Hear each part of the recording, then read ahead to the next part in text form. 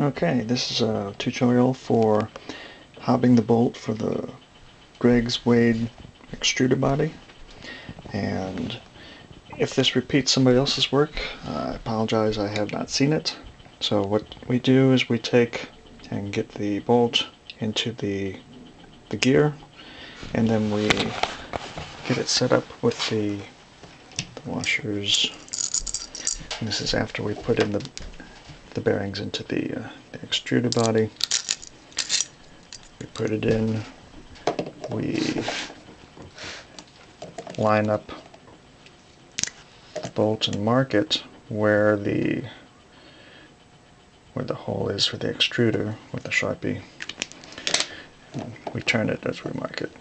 And this one already has some hobbing done on it. And then we're to take it to the drill press. And what I've done is I've pull off the gear. I took a broken Dremel bit, which is a stone, about 3 millimeters or so wide, and chucked it up into the drill press. And ran it through, and where it was marked I would grind in a little bit, running the drill press to get a slightly rounded indentation. And then I began using the hobbing technique. I put on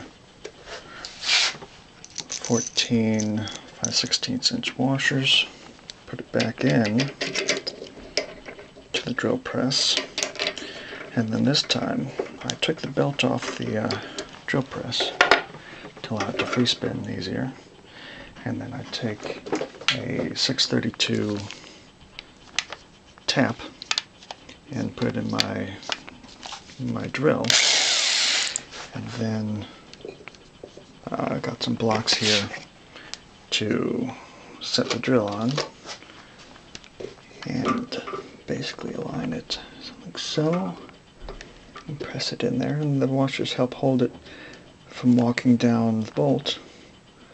And I do this for like about 3 minutes.